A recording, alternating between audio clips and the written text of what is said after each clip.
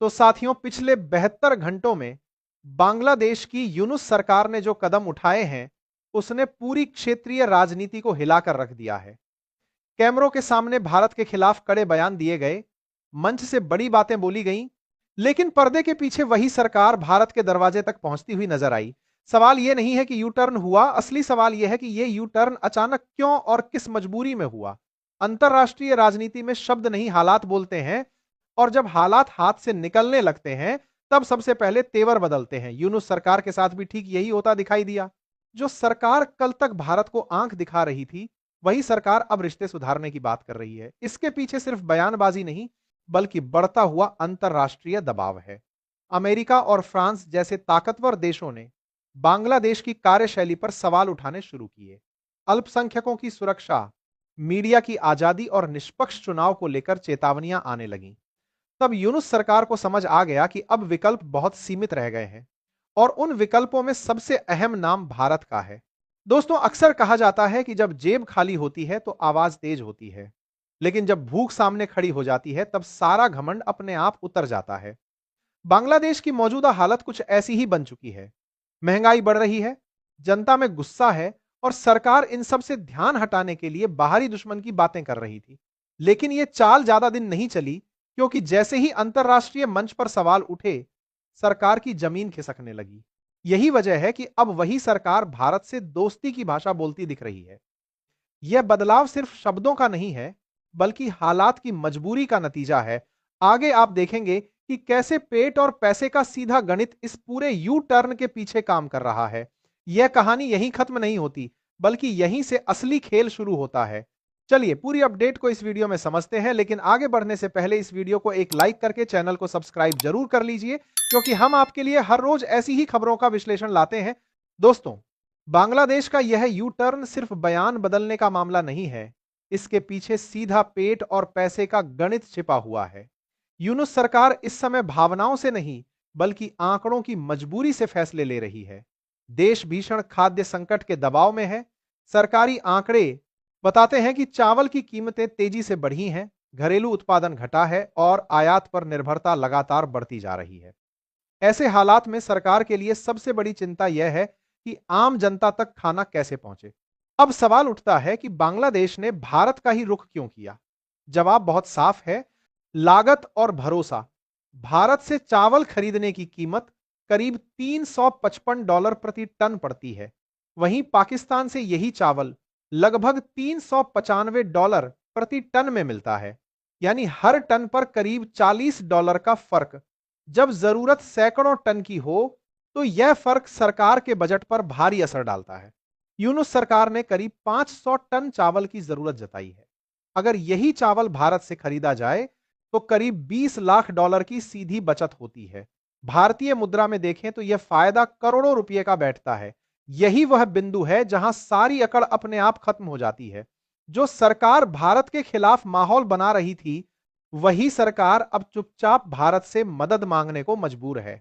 यहां बात सिर्फ चावल तक सीमित नहीं है। बांग्लादेश की पूरी सप्लाई चेन भारत से जुड़ी हुई है। प्याज, दाल, सब्जियां और रोजमर्रा की जरूरत का बड़ा हिस्सा भारत से ही आता है। हाल ही में जब बांग्लादेश में प्याज के दाम बेकाबू हुए, तब भारत ने मानवीय आधार पर वहां प्याज भेजकर हालात संभालने में मदद की। यह साफ दिखाता है कि जमीन पर कौन किस पर कितना निर्भर है। दोस्तों, कहानी यहीं खत्म नहीं होती। खाद्य संकट के बाद अब उद्योग और निवेश का पहलू सामने आता है, जहां भारत की भूमिका और भी बड़ी हो जाती है। और अब अगर बांग्लादेश के उद्योग और अर्थव्यवस्था की तरफ देखें, तो तस्वीर और साफ हो जाती है। बांग्लादेश दुनिया के बड़े गारमेंट एक्सपोर्टरों में से एक है, लेकिन उसके कारखानों में इस्तेमाल होने वाली कपास और कच्चा माल का बड़ा हिस्सा भारत से ही जाता है। फैक्ट्रियों को चलाने के लिए बिजली और गैस की सप्लाई में भी भारत की भूमिका अहम रही है। यानी उत्पादन से लेकर निर्यात तक बांग्लादेश कहीं ना कहीं भारत पर निर्भर है। आंकड़े बताते हैं कि पिछले कई वर्षों में भारत ने बांग्लादेश में अरबों डॉलर का निवेश किया है। इसके अलावा अरबों डॉलर का कर्ज भी दिया गया है। इसका मतलब साफ है कि बांग्लादेश की अर्थव्यवस्था की सांसें काफी हद तक भारत की मदद से चल रही हैं। इसके बावजूद भारत विरोधी बयानबाजी की गई, लेकिन जब हालात बिगड़े, तो यूनुस सरकार को समझ आ गया कि भारत को नजरअंदाज करना नामुमकिन है। अब सवाल उठता है कि इस पूरे घटनाक्रम के बीच भारत क्या कर रहा है। सच्चाई यह है कि बांग्लादेश की सड़कों पर भारत विरोधी नारे लगे, कश्मीर को लेकर भड़काऊ बयान दी गए और सोशल मीडिया पर जानबूझकर एंटी इंडिया माहौल बनाया गया। इसके बावजूद भारत ने संयम नहीं छोड़ा। भारत ने यह फर्क समझा कि सरकार अलग है और आम जनता अलग। इसलिए जरूरत के समय मानवीय आधार पर मदद जारी रखी गई। लेकिन इसका मतलब यह नहीं कि भारत सतर्क नहीं है। सीमा पर सुरक्षा एजेंसियां पूरी तरह चौकस हैं। पूर्वोत्तर राज्यों में हर इनपुट को गंभीरता से लिया जा रहा है। किसी भी तरह की घुसपैठ या उकसावे की कोशिश पर सख्त कार्रवाई की तैयारी है। भारत ने साफ कर दिया है कि उदारता को कमजोरी समझने की गलती नहीं की जानी चाहिए। दोस्तों, बांग्लादेश के कुछ नेताओं द्वारा सेवन सिस्टर्स और ग्रेटर बांग्लादेश जैसे बयान भारत की फाइलों में दर्ज हैं। ये सिर्फ शब्द नहीं, बल्कि रणनीतिक संकेत हैं। वहीं दूसरी तरफ बांग्लादेश की अर्थव्यवस्था दबाव में है। विदेशी मुद्रा भंडार घट रहा है, कर्ज बढ़ रहा है और जनता का गुस्सा तेज हो रहा है। ऐसे हालात में भारत विरोध ज्यादा दिन तक नहीं चल सकता। अंतर्राष्ट्रीय राजनीति में एक और अहम पहलू यह भी है कि किसी भी देश की मजबूती उसकी स्थिरता से मापी जाती है। बांग्लादेश के भीतर इस समय जो हालात बने हुए हैं, वे यह दिखाते हैं कि वहां की सरकार दबाव में है। आर्थिक परेशानी, बेरोजगारी और बढ़ती महंगाई ने आम जनता की मुश्किलें बढ़ा दी हैं। ऐसे में सरकार के लिए बाहर टकराव का रास्ता लंबे समय तक चलाना आसान नहीं होता।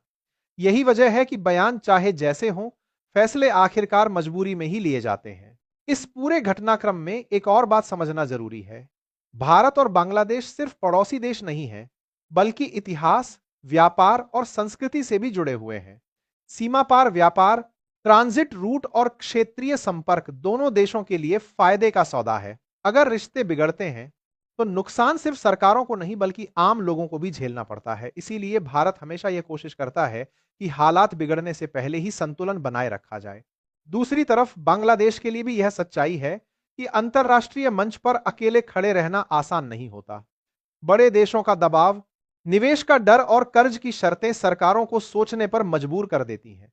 भारत के साथ रिश्ते बिगाड़कर बांग्लादेश अपनी समस्याएं और बढ़ा सकता है।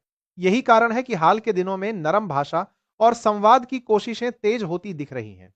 अंत में तस्वीर बिल्कुल साफ है। भारत ने अब तक संयम, समझदारी और जिम्मेदारी का परिचय दिया है। लेकिन यह भी उतना ही सच है कि भारत अपने हितों से समझौता नहीं करता। मदद और सख्ती दोनों उसके विकल्प हैं। हालात तय करेंगे कि कौन सा रास्ता चुना जाएगा। आने वाला समय बताएगा कि बांग्लादेश समझदारी दिखाता है या फिर पुरानी गलतियों को दोहराता है। और कुछ भी हो, लेकिन अंतरराष्ट्रीय रिश्ते भावनाओं से नहीं, बल्कि हितों से चलते हैं।